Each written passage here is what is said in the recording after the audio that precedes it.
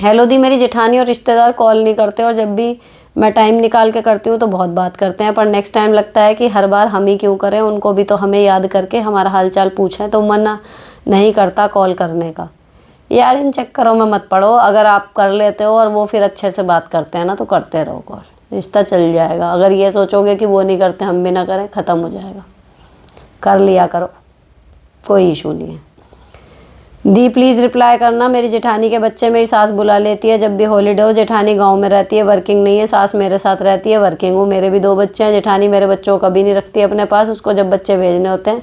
ये मैंने पिछली बार पढ़ा था आपका क्वेश्चन, आपने पिछला एपिसोड शायद देखा नहीं, और इसमें मैंने यही कहा था कि आपके यहाँ वो भेज ही नहीं रही, वो अपनी सास के यहाँ भेज रही है, इसलिए वो सास से बात करती है। अगर आपके बस की नहीं हो रहा, आपको भारी लग रहा है, आप काम ना करो, सास के यहाँ आइए ना, दादी कर लेगी अपने आप भी छुट्टी ले लो किचन से उस दिन की। नेक्स्ट, नमस्कार दीदी, मेरे भाई की 5 महीने पहले शादी हुई। भैया अपनी पत्नी की हर बात मानता है, पिताजी नहीं है। मैं मैरिड हूँ। भाभी का बर्ताव मेरी माँ के प्रति ठीक नहीं। भाभी ने मुझसे भी झगड़ा किया। अपनी माँ की बहुत फिक्र रहती है, मुझे क्या करना चाहिए? थोड़ा कुछ अपनी माँ पे और समय पे छोड़ दो। आपकी माँ है वो, उन्होंने आपको जन्म दिया है, आपने उनको जन्म नहीं दिया, तो वो संभाल लेंगी। नेक्स्ट, मैम मेरे पति बहुत अच्छे हैं, सब करते हैं, बच्चे को भी बहुत प्यार करते हैं, बट मेरी मम्मी से काम बात करते हैं, कभी नहीं कहते मेरी मम्मी को इंदौर आओ। बहुत डिस्टर्ब हैं, इससे मेरे हस्बैंड भी बीच में रिलेशनशिप में डिस्टर्ब आता है। जब भी मैं उनसे बोलती हूँ वो कुछ नहीं बोलते, क्या करूँ? देखो, मेरी माँ से वो बात करें, इस चक्कर में ना आप अपने पति और अपने बीच का भी ख़राब कर लोगी। माँ आपका और माँ का संबंध सही रहे, उन्हें आपकी माँ को माँ मानना है माने, नहीं मानना नहीं माने। ज़बरदस्ती सिर बढ़ा के बनाओगी रिश्ता, दोनों तरफ से बात खराब होएगी। ठीक है ना? समझदार आदमी खुद सोचता है कि यार मेरे माँ बाप को ही अपना माँ बाप बना के रात दिन सेवा भी कर रही है, खाना भी बना रही है, उनके काम भी कर रही है, एटलीस्ट मैं मुंह से तो बोल ही सकता हूँ। अगर कोई नहीं बोल रहा ना, यानी उसमें इतनी अकल नहीं है, तो आप उसे अकल ज़बरदस्ती ठूसो मत, उसको पति बने रहने दो, मत बनने दो अच्छा दामाद। अपने वैवाहिक जीवन में माँ से वो कितनी बार मिलेगा? मान लो सास से 2 बार 3 बार, लेकिन आप अपने वैवाहिक जीवन में कलेश घोल लोगी हमेशा के लिए। तो इट्स ओके, करना सीखो इस चीज़ को। नेक्स्ट, हेलो मैम, मेरी सैलरी 26,000 थी, बट कंपनी बंद हो गई। 2 मंथ मेरे पास जॉब नहीं था, अब मुझे 20,000 सैलरी का जॉब मिला है, बट मेंटल स्ट्रेस फील हो रहा है, पहले जितना सैलरी नहीं मिला।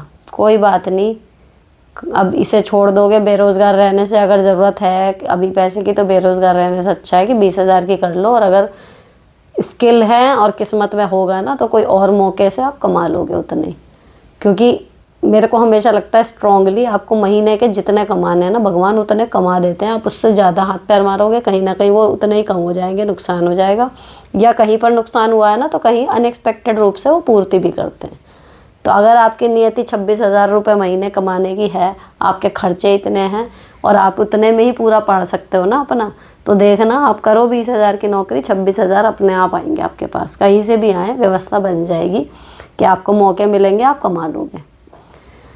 नेक्स्ट, हाय दीदी नमस्ते, मेरे सवाल का सॉल्यूशन बताओ। मेरे ससुराल में मेरी नंद है का हस्बैंड नहीं है, वो अब मायके रहती है, उसका एक 5 साल का लड़का है। मेरे हस्बैंड और मेरी नंद के बीच अफेयर है। तुम्हारे हस्बैंड और तुम्हारी नंद के बीच? मैंने बहुत बार देखा, कुछ चीज़ें मैं किसी से कहती नहीं सकती। इस बार अब मैं अपने मायके हूँ तो अभी उनकी नज़दीकियाँ और बढ़ गई। मुझे उन्होंने ज़बरदस्ती मायके भेजा है, मैं क्या करूँ? मुझे कुछ समझ नहीं आ रहा। हस्बैंड और नंद के बीच मतलब भाई बहनों के बीच? क्या लोग हैं यार ये, घिन। नाम क्या है? अरफा, मतलब कजिन बहन है क्या यार? मेरे को मुस्लिम नाम लग रहा है ये। ऐसा भी हो सकता है कि उससे शादी हो जाए उनकी? मुझे नहीं पता इसमें क्या करना चाहिए, लेकिन अगर इसको वो मानो कि एक्स्ट्रा मैरिटल के हिसाब से मानो, तो भाई जो सामने रहते रहते कांड कर सकता है वो तो कर ही लेगा, फिर उसके साथ तो आपका गुजारा तो नहीं होने का फिर, या फिर दूसरी बीवी वाला चक्कर आपके यहाँ हो जाता है, वो चीज़ होने लगेगी फिर। बाप रे बाप। मुझे बचपन से इमेजिनरी वर्ल्ड में रहने की आदत है, प्रेजेंट को जी नहीं पाती, या तो पास्ट की तक लाइफ या फिर इमेजिनरी वर्ल्ड। प्लीज़ सजेस्ट कि कैसे प्रेजेंट में रहूं। देखो, इसमें ना एक हमारे यहाँ वो आए थे ध्यान वाले, तो वो बताते थे 2 नाड़ियाँ हैं, इंगला नाड़ी, पिंगला नाड़ी और बीच की कुछ, मतलब मुझे नाम याद नहीं हुए। 2 बार मैंने उनका सेशन देखा अलग अलग जगह, मतलब मेरी ट्रेनिंग चल रही है एंड वो आए ऐसे करके देखा था। तो वो वही कहते थे कि अगर इधर होता है तो आप पास्ट में रहते हो, इधर रहता है तो आप फ्यूचर में रहते हो, बीच में अगर आपका ध्यान रहता है तो आप सेंटर में रहते हो। बीच में लाने का जो तरीका मैं बताऊँ, जो आपके काम की चीज़ है, वो था कि ध्यान, मेडिटेशन, है ना। और दूसरी चीज़ जो मुझे लगता है ना, कुछ नया सीख लो। कुछ नया सीखने के टाइम पे देखो आप प्रेजेंट में रहते हो, आप ना अगला सोचते हो ना पिछला, आप उसमें लगे हुए रहते हो, तो वो भी आप ट्राई कर सकते हो। नेक्स्ट, हेलो सुनीता जी, आपका लिव लाइफ इजी चैनल बहुत लंबे समय से फॉलो करा हुआ है, इस चैनल का भी हर एपिसोड सुनती हूँ। एक सजेशन चाहिए था। मेरे इन लॉज के घर में पूरा इम्पैक्ट मेरी बड़ी सिस्टर इन लॉ का और मासी सासों का है। मेरी MIL सिर्फ उनके हिसाब से काम करती है। शादी को 17 साल हो गए, हमारे बीच बहुत झगड़े होते आ रहे हैं शुरू से, सब जैसे तय चल रहा था। रिसेंटली पता चला मेरे हस्बैंड की सहकर्मी से उनका अफेयर चल रहा। बहुत बढ़िया। अब मैं रहना नहीं चाहती साथ, पर इतने समय से जॉइंट फैमिली में रहते रहते अलग होकर अलग रहने में डर लगा है। मेरी बेटी है बिल्कुल आपकी बेटियों की एज के, साथ रही, सब ठीक करने की कोशिश की पर नहीं हो रहा और अब साथ रहा नहीं जा रहा। प्लीज़ बताइए, साथ रह गई सब भूल के तो हंसी का पात्र बन के रह जाऊंगी और मुझे मेरी MIL के साथ नहीं रहना। पति को भी खूब सपोर्ट किया, अभी भी मैंने उन्हें से सब छोड़ने को कहा, वो भी नहीं मान रहे, क्या करूँ। प्राइवेट जॉब करती हूँ, प्लीज़ सजेस्ट सुनीता जी। देखो जी, आपको अपने आत्मसम्मान और कष्ट भरी जीवन, उनमें से एक को चुनना होगा। अब इस घर में आपकी दुर्दशा तो हो गई। अगर आपको लगता है कि आपकी प्राइवेट नौकरी की वजह से आप सरवाइव नहीं कर पाओगी और कैसे रहोगी, अपने बच्चे कैसे पालोगी, ये चीज़ें आपके लिए ज़्यादा इम्पोर्टेंट हैं, तो भैया रहो, ये सोच के रहो कि भैया मैं अपने बच्चों के लिए कुर्बानी दे रही हूँ। लेकिन अगर आपको अपने बच्चे पालने हैं और उसके साथ आपको अपनी भी है कि भाई मैं इतने गंद में नहीं रह सकती, मतलब ये पति का एक्स्ट्रा अफेयर मेरे को तो गंद ही लगता है। जिसके लिए हम अपना सर्वस्व समर्पित कर चुके, वो आदमी कहीं और जाके मुंह मार रहा है, हमारी क्या वैल्यू रह गई फिर? क्यों रहे हम उसके साथ? फिर किस मुंह से रहें? और फिर वो दोबारा हमारे पास आ भी जाए तो इतना बड़ा दिल कहाँ से लाएं उसे माफ़ करने के लिए? अगर हम कहीं ऐसे जाके मुंह काला कराएं, हमारे पति हमें रख लेंगे क्या वापस? सीधी सी बात है ना। तो जो चीज़ वो नहीं कर पा रहे, हमसे क्यों एक्सपेक्ट करा जाता है कि हम कर देंगे वो चीज़? तो भैया ये क्या, बाहर निकल के आपको क्या लगता है कोई भी बंदा अपने परिवार से बाहर निकलेगा, अलग रहेगा, उसकी लाइफ स्मूथ तो नहीं होनी, लेकिन जहाँ वो रह रहा है वो ही कौन सी स्मूथ है? तो ये हार्ड टाइम होता है, भगवान ना करे किसी की भी लाइफ में आए, लेकिन जब आता है तो आपको कुछ कड़े निर्णय लेने भी होंगे, फिर उन निर्णयों के अनुसार जो आपके जीवन में कष्ट आएंगे वो भी भोगने होंगे। लेकिन हो सकता है कि आपको एंड में आके ही संतुष्टि तो रहे कि ठीक है, मैंने फैसले लिए अपने लिए। और लड़कियों की बात है, आप लड़कियों से पूछ लो उनकी क्या मर्जी है। अगर मेरी बेटियों जितनी उम्र की हैं तो वो आपको बताएंगी कि वो क्या चाहती हैं, और उनको पूरी बात बताओ। 12 साल की अगर वो बेटियां हैं आपकी, उनको पूरी बात बताओ कि अब बताओ बेटा मुझे क्या करना चाहिए। अगर हम साथ जाएंगे तो बहुत मुश्किल होने वाली है लाइफ, ये तय रहना दिमाग में। उनकी भी राय लो कि वो क्या करती हैं, ठीक है ना। तब क्योंकि आप जो असमंजस में हो वो अपनी वजह से नहीं हो, आप अपने बच्चों की वजह से हो। तो बच्चों को इस चीज़ के बारे में बताओ, उनकी राय लो, वो क्या सोचती हैं, उसके आधार पे आपको अपना डिसीजन लेने में मदद मिलेगी। नेक्स्ट, मैम मुझे पूछना है कि मेरी पढ़ाई के लिए डेली सोचती हूँ कल मॉर्निंग में उठ के कर लूँगी, और जब सुबह नहीं होती पढ़ाई तो लेट नाइट करूँगी, रात को भी नहीं होती, क्या करूँ? जो सोचती हूँ वो होता नहीं है। मेरे साथ भी आजकल बहुत सारे कामों में ऐसा हो जाता है। रोज़ सोचती हूँ सुबह उठ के कर लूँगी, सुबह उठ के सोचती हूँ शाम को कर लूँगी, शाम को उठ के सोचती हूँ थक गई हूँ, रात को कर लूँगी, फिर मैं सो जाती हूँ। कुछ काम ऐसे कभी ना कभी कोई ना कोई से छूट जाता है ना। तो जब कोई ऐसा काम होता है जो बहुत ज़रूरी है और वो अगर छूटा तो मुझे नुकसान ज़्यादा हो जाएगा, मुझे करना ही है, उस टाइम ये चीज़ बिल्कुल आड़े नहीं आती। मैं रात को 1 बजे भी करूँगी, मैं सुबह 5 बजे भी उठ के कर लेती हूँ। तो इट्स ऑल अबाउट प्रायोरिटी, तो वो काम आपके लिए कितना ज़रूरी है। हमारा दिमाग हमारे साथ खेल जाता है। जो बिल्कुल ज़रूरी होता है ना काम, डेडलाइन है, पैसे गए हुए हैं किसी चीज़ के, आज नहीं करा तो लास्ट डेट निकल जाएगी, वो हो जाते हैं। तो अपने इस चीज़ को, पढ़ाई को किसी चीज़ के साथ जोड़ दो, तब हो जाएगा। अब आपको एग्जांपल दूँ अपना भी, जो योगा वाली क्लास थी, मैंने पेड क्लास ली, आपके साथ शेयर भी करती थी, मैं करती रहती थी। पिछला वीक जब 10 दिन वीडियो नहीं गई हैं, उस टाइम की बात बता रही हूँ, अभी तक भी, परसों तक भी, क्योंकि बॉडी फिट है, कहीं से पेट वेट नहीं निकल रहा, कपड़े पहन रही हूँ अच्छे लग रहे हैं, सूट भी अच्छे लग रहे हैं, साड़ी बांध रही हूँ वो भी अच्छे लग रहे हैं, वेस्टर्न पहन रही हूँ वो भी ठीक लग रहा है। तो कहीं से ना मुझे पेट पे लग रहा है कि मुझे कम करने की ज़रूरत है, ना मेरा बस्ट साइज़ मुझे लग रहा है कम करने की ज़रूरत है। तो मैं मतलब कंटेंट हूँ, ठीक है, मेरे को जैसी बॉडी चाहिए मेरी वैसी है।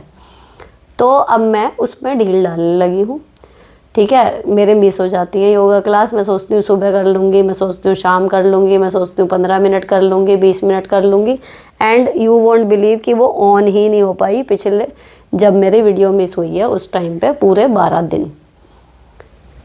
तो मेरे को उस टाइम पे यही समझ में आया कि अगर ये क्लास मेरी कहीं मेरे को जाना होता या उनका फ़ोन आ रहा होता, मैसेज आ रहे हैं ना, मैंने देखे और छोड़ दिए, लेकिन या मेरा पेट अभी निकल जाए बाहर, मान लो किसी भी वजह से मेरा पेट बाहर दिखना शुरू हो जाए, या मुझे लगे कि मेरा बस साइज ऐसा बढ़ गया है, नहीं करना चाहिए, अब मुझे कुछ तो करना पड़ेगा, या मेरे जो कपड़े हैं वो मुझे फिट ना आए किसी वजह से, है ना।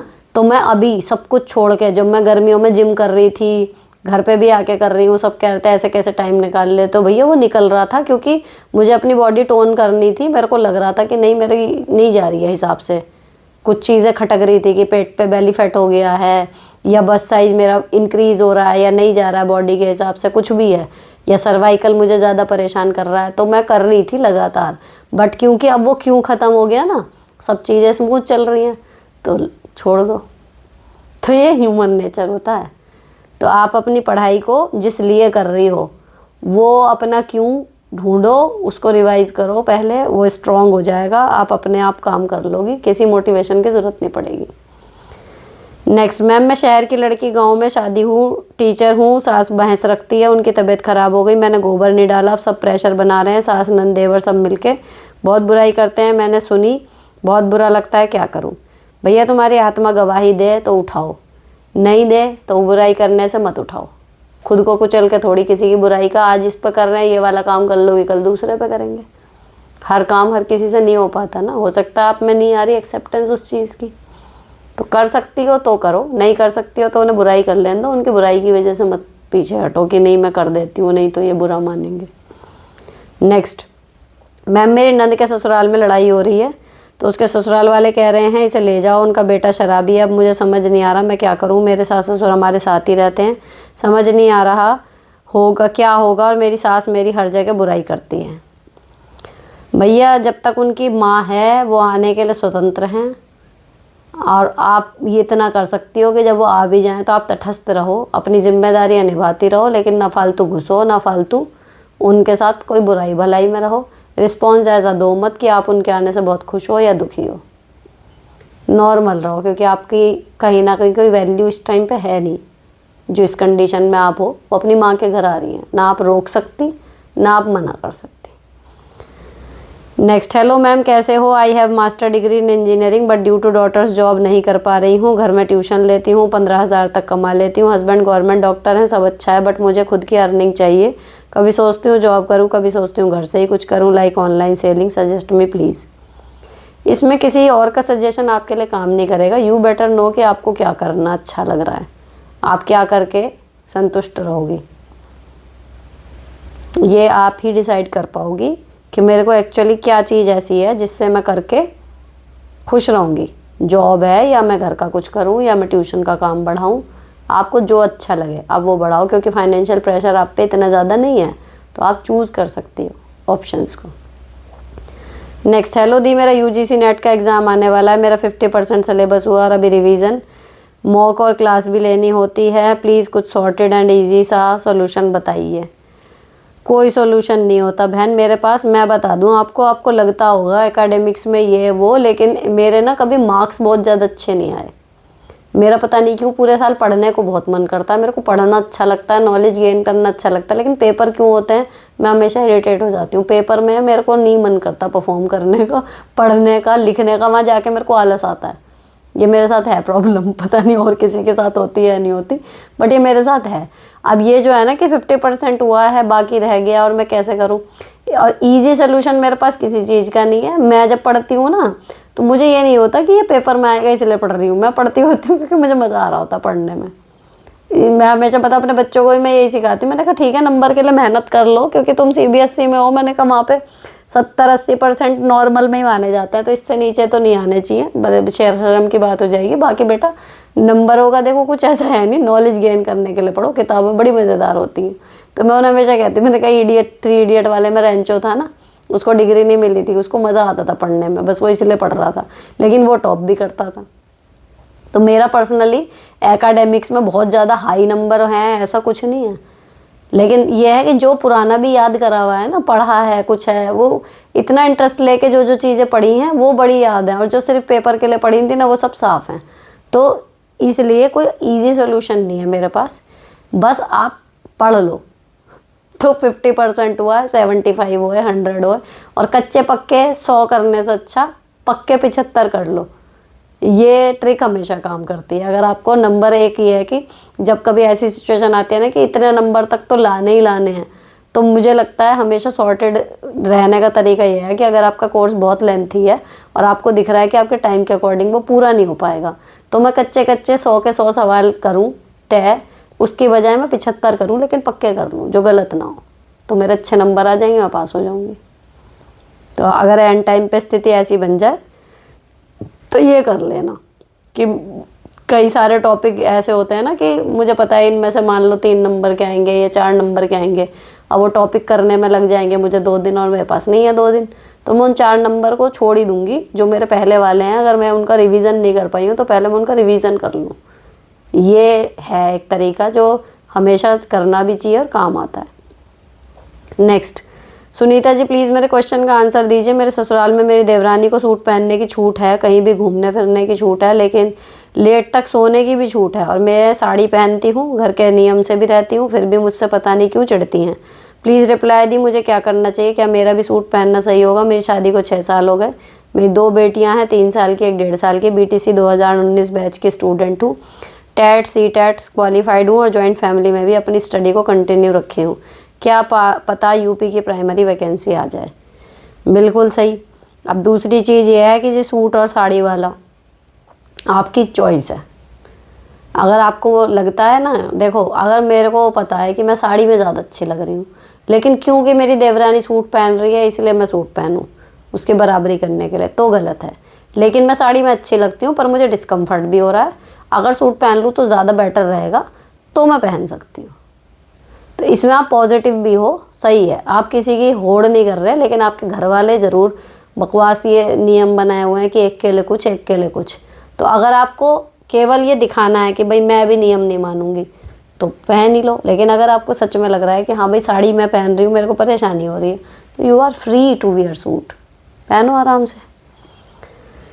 नेक्स्ट, हाय दी, मेरी न्यू सोसाइटी में एक लेडी शुरू से पता नहीं क्यों चिढ़ती है। उसका बेटा मेरे बेटे के साथ फर्स्ट में पढ़ता है, जो मेरे बेटे को मारता है, परेशान और चश्मा गंदा करना, फेस पर थूकता है। स्कूल में मेरा बेटा जब उसके माँ से शिकायत करता है तो बोलते हैं मुझे नहीं पता, समझा के वैल्यू अच्छी बना रखी है उसने खुद और उसके बेटे की। मैं अपने बेटे को उससे दूर रहने को बोलती हूँ, पर उसका बेटा सोसाइटी के बाकी बच्चों को अपने ग्रुप में करके मेरे बेटे के साथ ना खेलने को बोलता है, जिससे मेरा बेटा बहुत रोता है। बहुत गुस्सा आता है मुझे। सामाजिक वैल्यू ख़राब किए बिना कैसे माँ बेटे को सबक सिखाएं? Please reply. जब बच्चे खेलते हैं तब आप उनके साथ थोड़ी देर खड़े हो जाओ, पूछो कि भाई क्यों नहीं खिला रहे इसे, है ना। अगर वहाँ पे कोई बातचीत आगे तक बढ़ती है तो उसकी माँ भी ऑब्वियसली आएगी निकल के, कुछ ना कुछ हल निकलेगा। बस लड़ाई करने नहीं खड़ी हो, बस देख रही हो बच्चों को। बड़े होके आते ही बच्चे कहीं ना कहीं बैकफुट पे आ जाते हैं।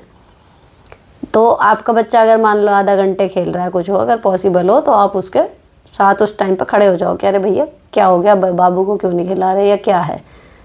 अब वो कहें जी हम तो इधर खेल रहे हैं उधर खेल रहे हैं, और आपको लगे कि नहीं बन रही बात, तो ले आओ अपने बेटे को अंदर। ज़रूरी थोड़ी है हमेशा यही लोग रहें, कह दो मैं खेलूँगी तेरे साथ। अगर आपको अपने बच्चे की थोड़ी सी ईज़ करनी है, उसके सेंटिमेंट्स हर्ट हो रहे हैं, जो कुछ भी है, वहाँ जाके जो बच्चे देखो खिलाना नहीं चाहते ना, आप उनके साथ उसे भिड़ा भी दोगी, खिला भी दोगी ना, वो इंजॉय नहीं कर पाने का, वहाँ बेईमानी करेंगे, कुछ भी करेंगे, उसे बुरा भला बोलेंगे, उससे कोई फ़ायदा नहीं। तो अगर आपके पहले ये वाली कोशिश करके देख लो, इससे सब ठीक हो जाता है तो ठीक है, नहीं तो फिर उससे कह दो कि आजा चल मैं खेलूँगी तेरे साथ, बस खुद खेल लो। नेक्स्ट, जो सास सामने तो अच्छी रहती है बट सब रिश्तेदारों में अपने बेटे बहू की बुराई करना, नंद भी सामने से अच्छा रहना, सपोर्ट करना, पीछे से अपनी माँ के साथ बातें करना, इनको कभी पूछना चाहिए? या बस हमें भी सामने से ऐसे प्रिटेंड करना चाहिए कि कुछ नहीं पता? खुद सिर्फ अपने पेरेंट्स को फ़ोन करना, भाभी को कभी नहीं करना, मैं हर बार थोड़े दिन बाद कर देती हूँ, ऐसे ही चलता रहना चाहिए, या कभी उनको बोल देना चाहिए कि बातें करती रहती हो? बातें तुम तो करती रहो फ़ोन पे, घुमा फिरा के जब तुम्हें इधर उधर से सुनाई आती है तो कह दो कि हाँ कुछ सुनने में तो आया था। ये बेस्ट वे होता है। अगर आपको किसी को ताने मारने हैं, उसकी गलती बतानी है, कुछ भी है, तो कभी भी उससे बातों का ब्रिज ख़त्म ना करो। जब बात करोगे जब भी तो उसे कुछ बता पाओगे कि हाँ हमने तेरे बारे में सुना कुछ। जब आपका मुंह का बोल ही ख़त्म हो गया तो उसे सुनाओगे कैसे? तो बात तो कभी ख़त्म मत करो, बीच में फ़ोन वोन करते रहो। लेकिन अगर कभी कोई बहुत चुभने वाली बात मिले तो बातों बातों में अपना कह दिया करो, तो आपका मन हल्का हो जाएगा। मैम राधे राधे, मेरे ससुर जी 2 मंथ्स पहले सुसाइड करके शांत हो गए थे। वो हमारे साथ रहे, गांव में रहते थे जेठ जेठानी और सास के साथ। जब से मेरे ससुर गए हैं तब से मेरे पति बहुत ही नेगेटिव बातें मेरे साथ कर रहे हैं। कभी कहते हैं मैं तुम्हें मार दूंगा, खुद भी मर जाऊंगा। ये बात मुझे दिल पर लगी तो मैंने अपने सास को बुलाकर घर पे पति के सामने बात बताई कि आजकल बहुत अजीब सी बात करने लगे हैं। ना परेशान हो चुकी हूँ, मुझे समझ नहीं आ रहा मैं क्या करूँ। तो मेरी सास कहती है जब से मेरे बेटे की शादी हुई है तब से वो चिड़चिड़ा हो गया है, उन्हें हमेशा अपने बेटे सही लगता है। सही बोलती मैं हूँ, बुरी लगती हूँ, जबकि मेरे पति के साथ रिश्ता अच्छा है, पर वो गुस्से में बहुत कुछ ओवर बोल देते हैं। मैं क्या करूँ, प्लीज़ समझाएं। देखो, सास को आपने बुला के एक उम्मीद से बुलाया, उन्होंने और आग में घी डाल दिया। अब आपका और आपके पति का मुद्दा है, आप खुद ही संभाल लो। बाप गया है, अजीब तरीके से गया है, थोड़ा सा हिल गए होंगे वो, तो इस वजह से ये है कि थोड़ा सा उन्हें मार्जिन दे दो उस चीज़ का। और अभी थोड़ा आप भी कम ही रखो बातचीत, पूछना जल्दी क्या क्यों कैसे। उनको थोड़ा टाइम दे दो नॉर्मल होने का मेरे हिसाब से। और फिलहाल उनकी बातों को ना वर्ड टू वर्ड लो मत कि इन्होंने कह दिया तो होएगा ही ऐसा। चीज़ों को सामान्य रखने की कोशिश करो अपने हैंड से। नेक्स्ट, मैम मैं गवर्नमेंट स्कूल में टीचर हूँ। मेरी बच्चों से बहुत अच्छी बॉन्डिंग है, मेरा काम भी हमेशा पूरा रखती हूँ, पर मेरी स्टाफ से नहीं बनती। 6 जेंट्स हैं और अकेली लेडीज़। वो स्कूल में बना बच्चों का खाना खाते हैं और भी कुछ जो मुझे गलत लगता है मैं बोल देती हूँ, इसलिए मेरी बनती नहीं है। तो क्या करें, अच्छा भी नहीं लगता और सहन भी नहीं है। बस तो just you are just being yourself. अब उसमें नहीं हो रही किसी से तालमेल तो नहीं है। अगर अब उनसे तालमेल बनाने की आपकी इच्छा है तो आपको अपने अंदर बदलाव लाना पड़ेगा। भाई अगर 6 में से 5 एक दिशा में चल रहे हैं, एक अलग चल रहा है, तो ऑब्वियसली उसकी नहीं बनेगी ना। तो या तो वो एक ऐसा हो कि उसे अकेले चलने में कोई दिक्कत नहीं है, या फिर अगर उसे उन 5 के साथ सेटिंग बैठानी है तो भैया अकेला है तो उसे ही बदलना पड़ेगा। नेक्स्ट, दी मैं एक टीचर हूँ, मेरे साथ एक अनमैरिड लड़की जॉब करती है। मेरे हस्बैंड ने मुझे उससे देवर की बात करने को कहा, उसने मना कर दिया, ये कह के मैं एज आगे पढ़ना चाहती हूँ और मैं राधावमी हूँ, तो लड़का भी राधा स्वामी ही लूँगी। राधा स्वामी, मेरे चाचा का लड़का राधा स्वामी है, तो मैंने उसे बता दिया। इस बात पर मुझे मेरे हस्बैंड ने बहुत मारा कि तूने उस लड़की को दूसरा रिश्ता क्यों बताया, वो देवर के बारे में नहीं सोचेगी, इसमें मेरी क्या गलती है अगर देवर का रिश्ता नहीं हो रहा। और हस्बैंड कहते हैं तू नहीं चाहती इस घर में कोई आए, तो आपने अपने भाई को बताने से पहले एक बार उसकी बातें घर में तो बताई होती कि भैया वो तो ऐसे ऐसे कह रही है। तो यहाँ तो होएगा नहीं। फिर कुछ दिन बाद उसे अपने भाई के बताती हैं, आपने भी तो तीर मार दिया उन्हें तो यही लगेगा।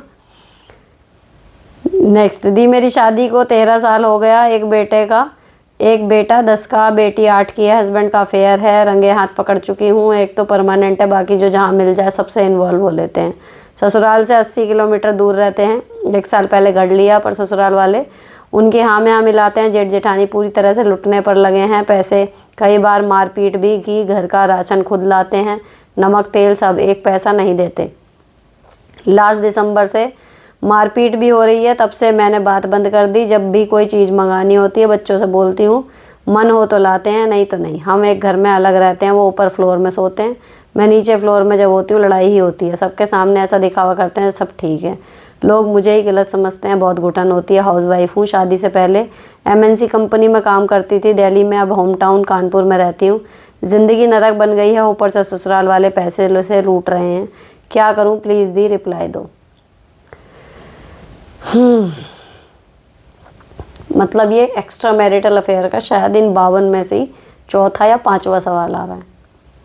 अब ऐसे आदमी के साथ अगेन आप क्यों रह रही हो? पैसे के लिए। प्यार तो बचा नहीं, धोखा वो दे रहा है, सम्मान भी नहीं कर रहा, घर गृहस्थी भी मुश्किल से चला रहा है, केवल और केवल पैसों के लिए रुकी हो उसके, कि उसके पैसे नहीं होंगे तो आपका जीवन कैसे चलेगा। अब आप सोच लो कि पैसे ज़रूरी हैं या ये घुटन भरी ज़िंदगी से बाहर निकलना ज़रूरी है। नेक्स्ट, दीदी बताना कि और स्किन पर हाथों के लिए अच्छा कुछ है क्या, हाथों को फेयर करने के लिए? हाथों के लिए स्पेशल तो कुछ नहीं है भाई, यही है सब, मुंह का ही, उसे ही लगा लेती हूँ मैं तो हाथों पे भी। नेक्स्ट, दी 12th क्लास में कितने नंबर लाना ज़रूरी है कि कॉलेज में आराम से एडमिशन मिल जाए? आप कौन से स्कूल से पढ़े थे? आपके माँ बाप अनपढ़ थे तो आपको इतनी इंग्लिश बोलनी कैसे आती है? समझने समझने सब कैसे आता है? समझाने सब कैसे आता है? देखो 12th क्लास में कितने नंबर लाना ज़रूरी है, पहली चीज़ आपको जिस कॉलेज में एडमिशन लेना है ना, ये डिपेंड करता उस पर।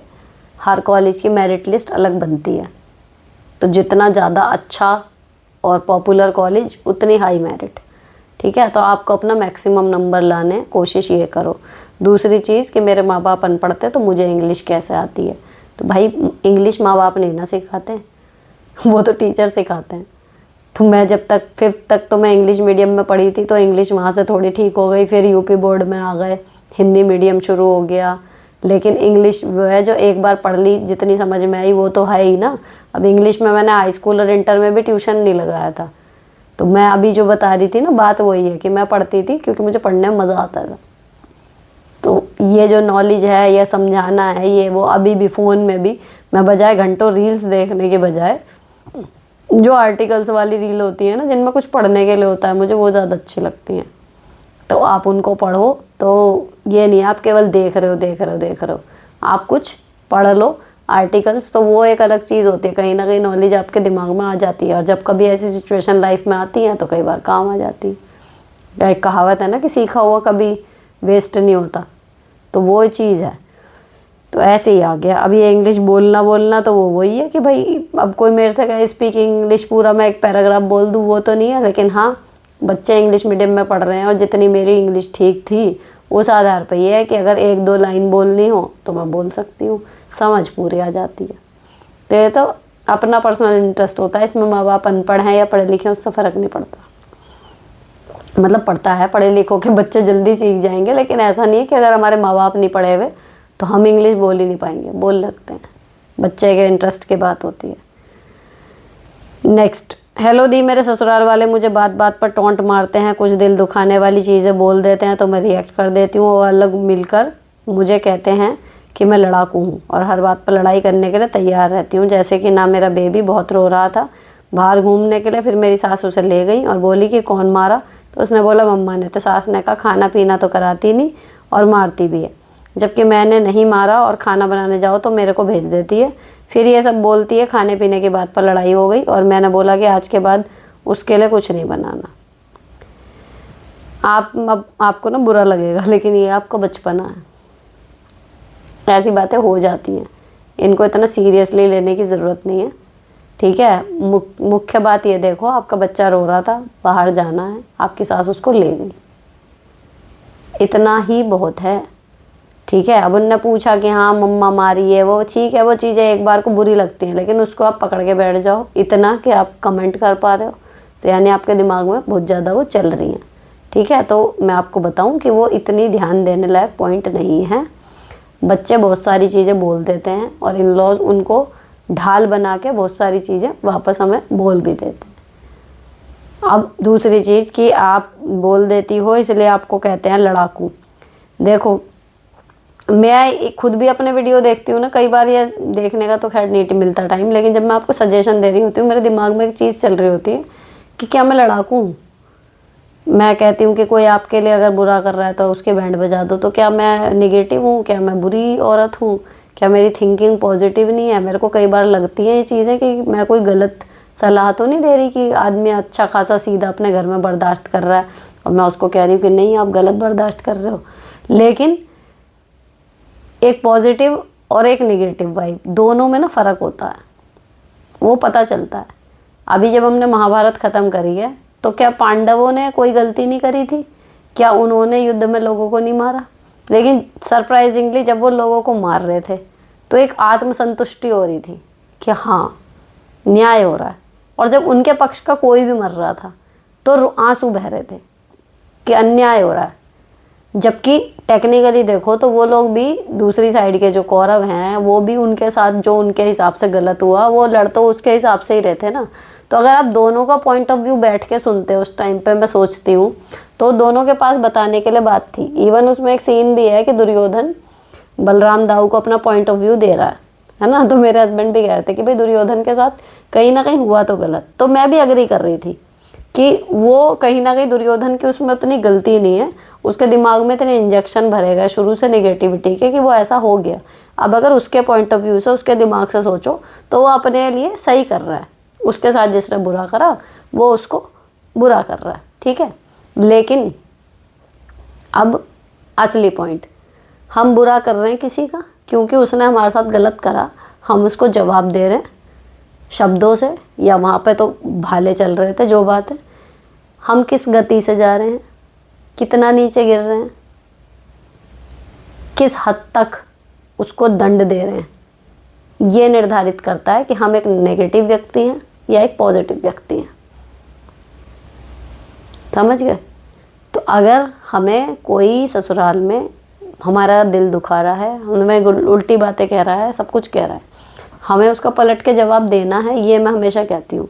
लेकिन हमेशा आपने ये ध्यान दिया होगा कि मैं कहती हूँ अपने शब्दों का ध्यान रखो, अपनी टोन का ध्यान रखो, ऐसी कोई बात ना बोलो जिससे रिश्तों के मान सम्मान या फिर आपका कहीं ना कहीं एक इतना बड़ा वो हो जाए कि भाई उससे वापसी नहीं है।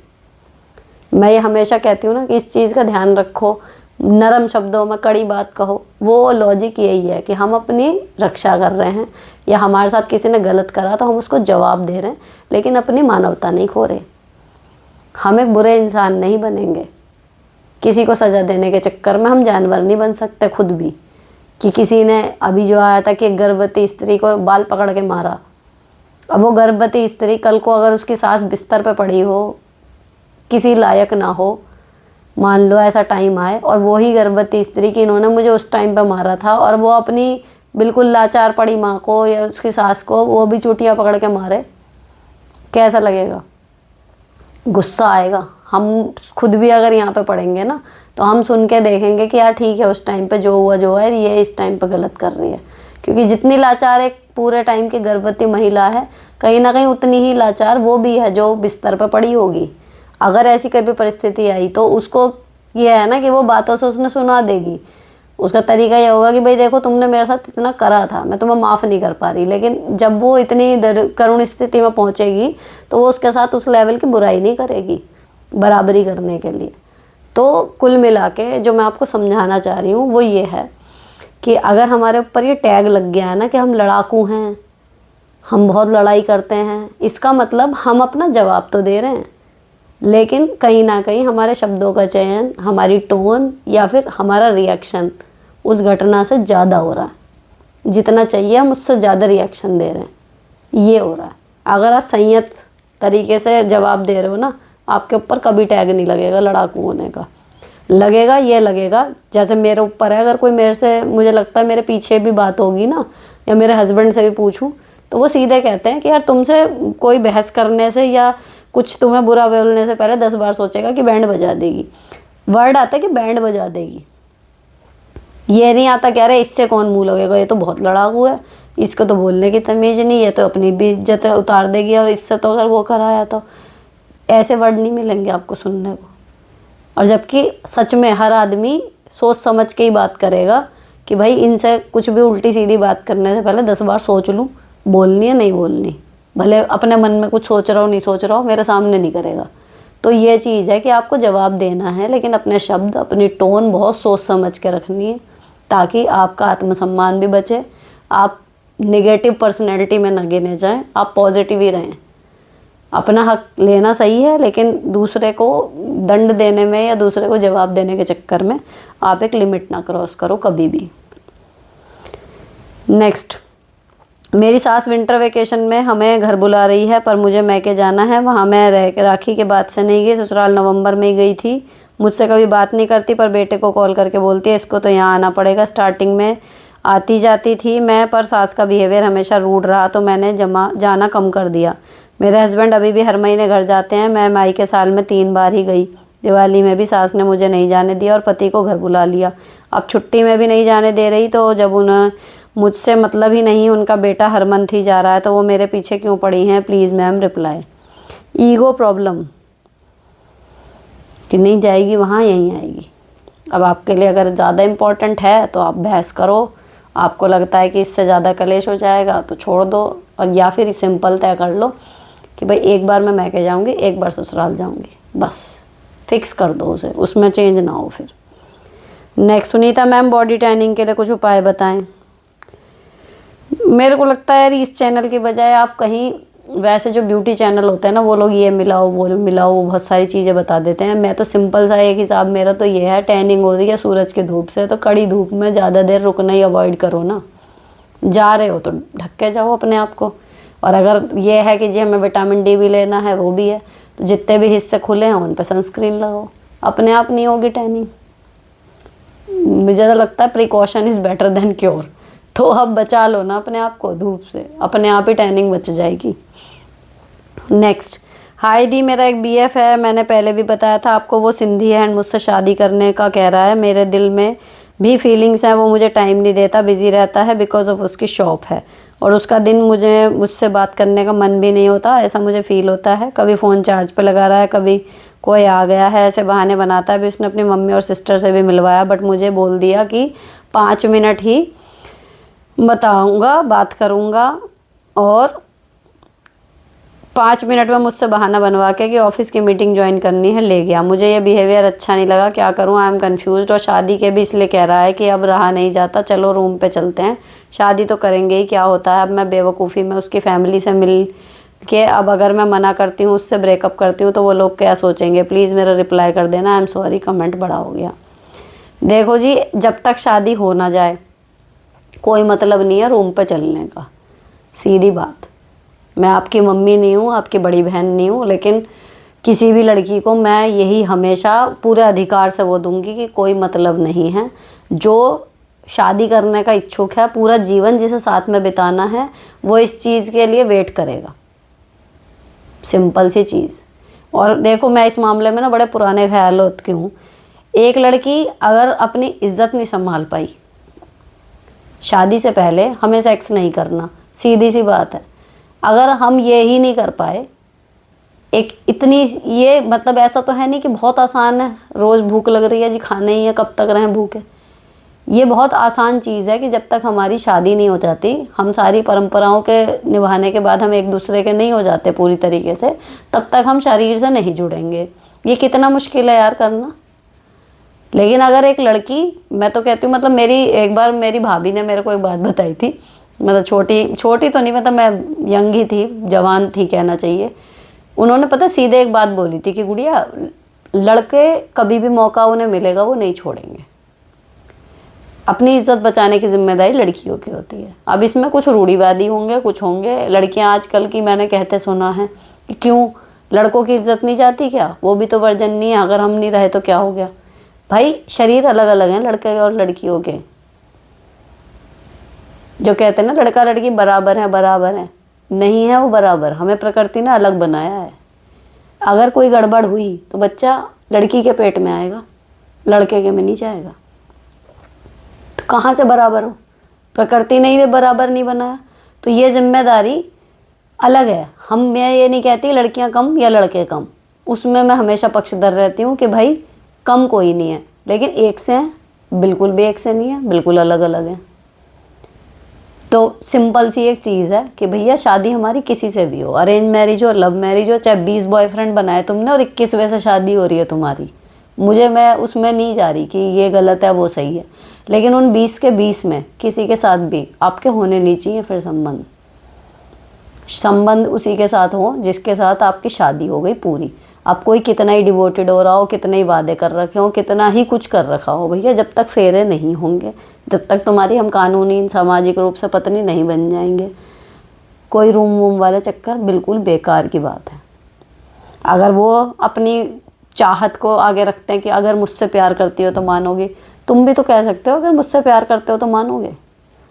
और अगर तुम शादी से पहले ही अपनी एक बात नहीं मनवा पा रहे जो इतनी ज़रूरी है, तो शादी के बाद तो तुम बिल्कुल जूता बन के रहोगे उनका। सिंपल सी लॉजिक है, कुछ नहीं है इसमें। इस बात पे तो हर लड़की को अड़े रहना चाहिए, कुछ नहीं रखा। ऐसी लड़कियों की तो उन्हें लगता होगा आज़ादी, लड़के भी इज्जत नहीं करते अंदर से, उन्हें भी ये लगता होगा जैसे मेरे साथ चल गई, पता नहीं और किस किस के साथ चली गई होगी। सीधी सी बात यह है, ये सोच पुरानी है लेकिन मुझे लगता है 100% सच है, काम करती है ये चीज़ अब भी।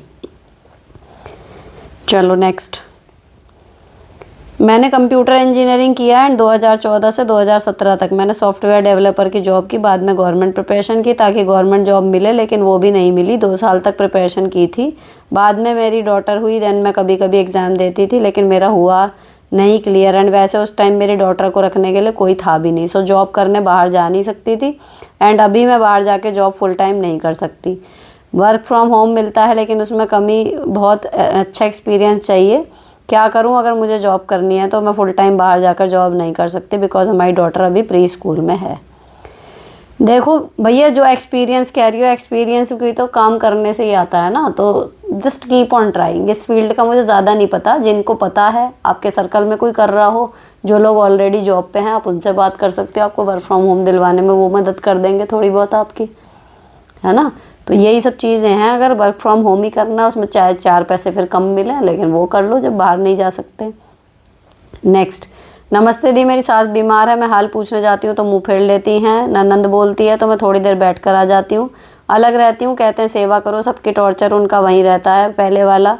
6 साल एक साथ रहकर मेरी ज़िंदगी नरक बना दी। डिलीवरी ऑपरेशन के टाइम भी 1 वीक में ही सब काम करने लग गई थी। टाँके टूट गए थे बट किसी ने कोई मदद नहीं की। हस्बैंड काम नहीं करते थे तो कुछ खाया भी नहीं।